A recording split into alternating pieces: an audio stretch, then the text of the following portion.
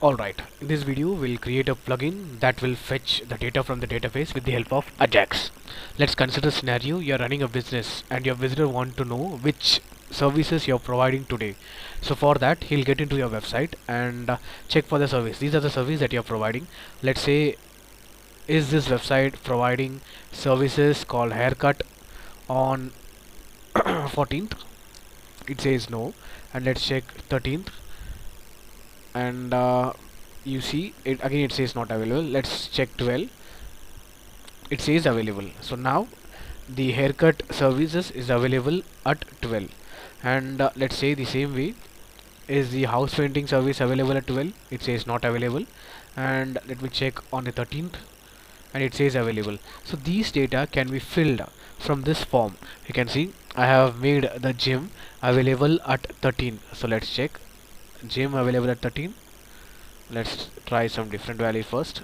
It says not available. When it comes to 13, it says it's available. So these data are being sent to the are being stored in the database. So this is a database table where all your data gets stored, and these data gets fetched and displayed over here.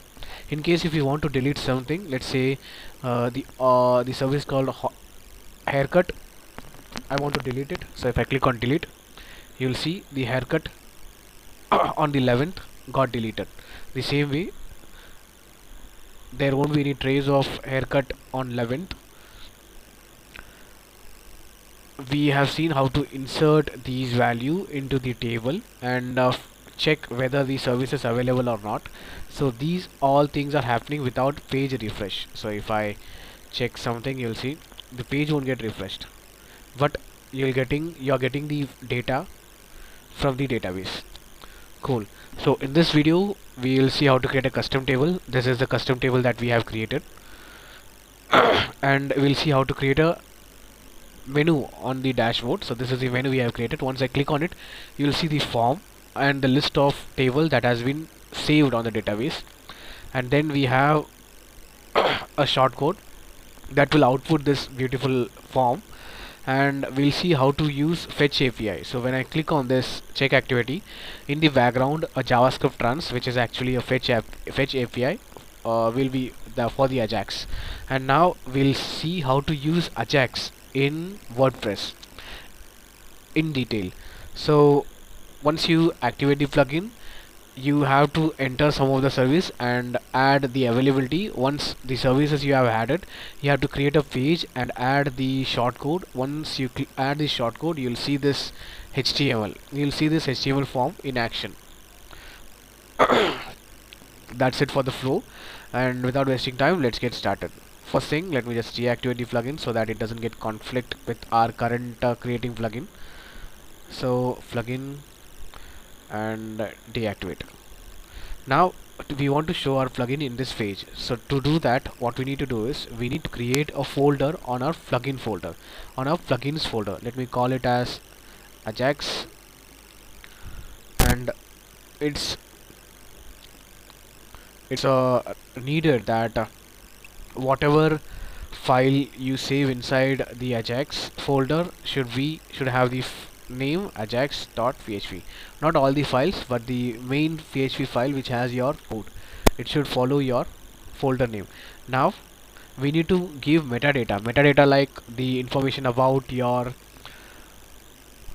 plugin name, plugin description, version, and the author. To do that, we need to pass the metadata in the form of comment. You can name the author, you can give the version. If everything is there, you should see your folder, you should see your plugin in this page. So I have named it as UIMonk available checker, and you'll see the UIMonk available checker. Now what I want is, once I click on activate, I want a table to get created. So for that, we have a function called register activation hook, and in the register activation hook, you need to give the SQL query. Let's do that. Since it's episode number 23, we are not getting into too detail because we have already covered this particular function for last 10 videos. So now what we need is, we have run a query that will have the column name ID, the service name, and the available date, and I'm making the ID as a primary key. And to run the custom table, query, I would be using the Wordpress function, which is dv delta dv. Table we would be using wp query. Since it's custom table, we would be using delta dv, and this is the file, this is the place where your delta dv is located, so we are calling it. And to get the prefix, WordPress, whenever you install a WordPress stores your table in such a way that it adds a prefix in your table name. That's what we are going. We have added the prefix which your WordPress has, so that we can get it with the help of wp-dv. And now this is the custom class, sorry, custom table name I'm giving. Once you activate the plugin, you should see your table. So let me just activate this, and your register activation hook will work, and after that you will see a new table with the name which you have mentioned will show up. So make sure it's saved. Yes, it's over here, which is the name you have given here, wp underscore. Wp is coming from this prefix, and this is nothing but the dataset. By default the dataset is going to be utf-8 or ASCII. I'm sorry for that. Now what we need to do is we need to show a menu on this particular dashboard. So for that, WordPress gives you a function add menu page. We have to link the add menu page to a hook called admin menu. So whenever the admin menu hook calls, your function will get called. So this is going to be the page name, this is going to be the h1, this is going to be the capability that the author will have, its manage option. Then this is the slug, and this is the relevant function that would get called when you click on the menu. So I'll just simply echo hello, that's it. So I click on it. First you'll see the name, and you see the, so this is the menu name, this is the site title. You see over here service availability, it's coming from this one. And whatever you type here, that gets displayed. Now I want to display a form, so for that we need to write a HTML inside PHP. So it's going to be a very simple form with 3 fields, and you see we have a service name, we have a available date, which is input type date, and then we have a submit button. So once I click on submit button, these values saved into a PHP variable. So for that we need to check whether the button is clicked or not, and once the button is clicked, I want to store these input values into the table with the help of insert query.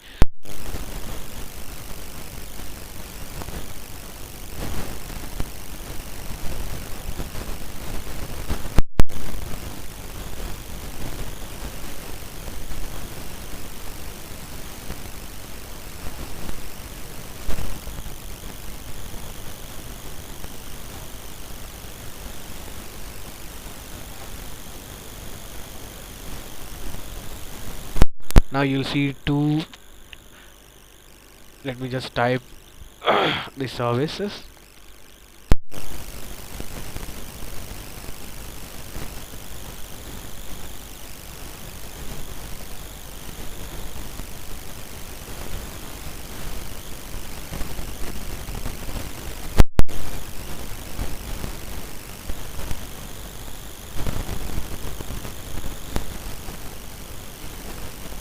For the haircut.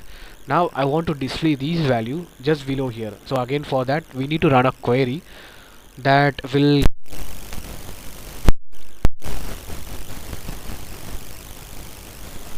those values. I will need to display it in the form of table.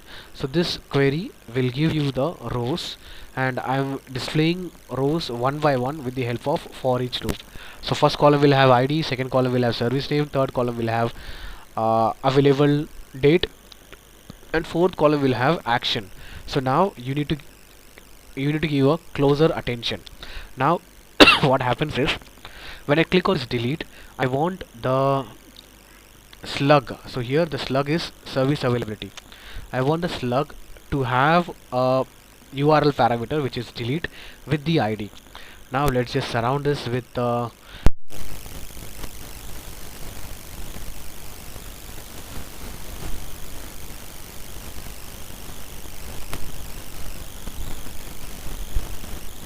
in the form of table. Once I click on delete, you will see the URL will get append delete equal to 1. Now with the get, we need to access the delete and run the delete query. Since it's get, we can easily get the URL parameter with the help of get superglobal PHP variable, and once it is set, it's set in the URL, get those value and to use the delete with the help of wpdb global object and pass the ID which we have received and just run the delete. Now let's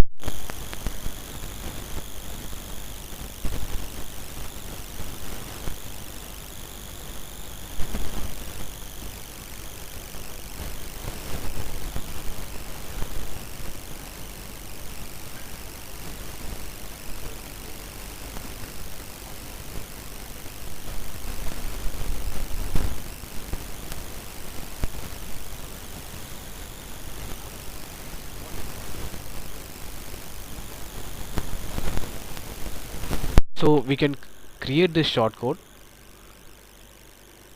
and you just need to add a function called add shortcode.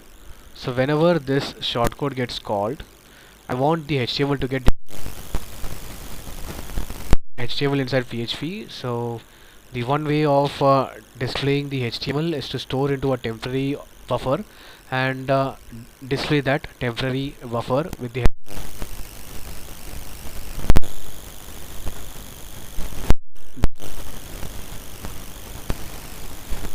same page.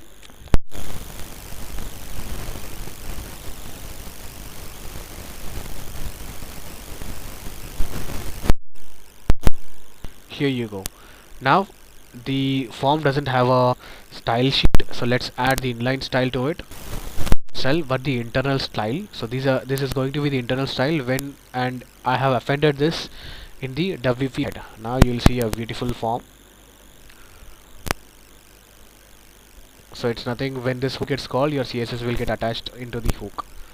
Now when I click on check availability, I want to run a JavaScript, and that JavaScript will fetch the ID and the services and store the value.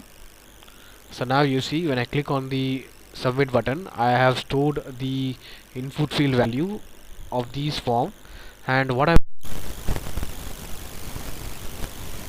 works differently here. How does the AJAX works in WordPress? So what I need is, I want to run the query in the AJAX file. So how do I run the AJAX query in the AJAX file?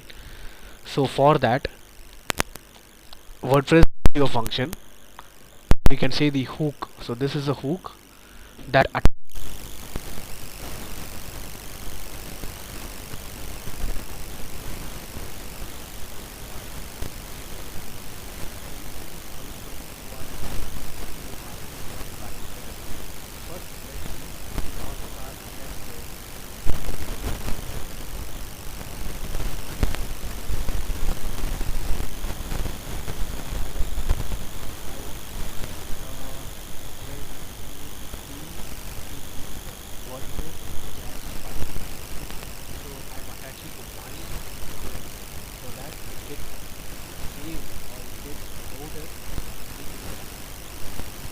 WordPress AJAX file.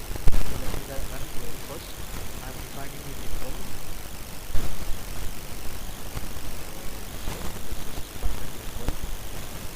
Now what are the two values? We need service and we need date. So that you would be getting it from the URL parameter. Assume that you have a URL parameter with these two values, and I have received it with the help of get superglobal variable. Now I need to run the query where these services and date matches. If it matches, then just display a text. If it doesn't matches, don't display the other text. So first we are checking whether the occurrence of services or the occurrence of date is there. So with the help of query parameter, select the number from the table where the service name is the service that we have got from the URL parameter, where the date is coming from the URL parameter. Now if it's greater than 0, then display the text, return the text available. If it doesn't, display the text not available. Now we are attaching this code to the admin-ajax.php. Now, how do we trigger the admin-ajax.php so that we get these two parameter access to this particular function? So for that, we will be API. In the fetch API, we would be passing first these values gets defined into our admin-ajax.php. Now we would be calling it from the fetch API. So you can see fetch, and this is the PHP file which I mentioned where your Ajax code would be there. And to trigger the function of our code, what we do is we give the key value parameter. This is key and this is value, and this check availability we have added it wp underscore ajax underscore check availability. You can see, so this action, whatever you write in the action, whatever you write here, that should match with your function what you write here, so that it get triggered properly, or else it won't work. To trigger your Ajax function, you have to give the action equal to whatever name you want, and then you will be using wp underscore ajax underscore and the name that you have given here, and we are passing the services and the data once we click on the submit button, and then we would be displaying it just below the HTML. So the data that we would be getting is either available or not available. So first we'll convert it into text, into string, and then display it into the div with id result, and either it's going to be available or available. So let's see if everything goes smooth. What is there? So gym is on 13th. So let's say some random value, house painting on 13. It should say not available. The same way, if I make this gym, it should say available. Yes. So our plugin works as we thought. So the main hero of this video is the Ajax. So as said, first you have to define your function in the admin-ajax.php. So our function for the Ajax, this particular file, and we can access this particular function with the help of the parameter that we pass, action equal to check availability, and then we need the services, and then we need the data. Based on that, we'll run the query and get the result and display the value in the HTML. I hope the scope of this video is done. Thank you so much for listening. Meet you tomorrow with another hook.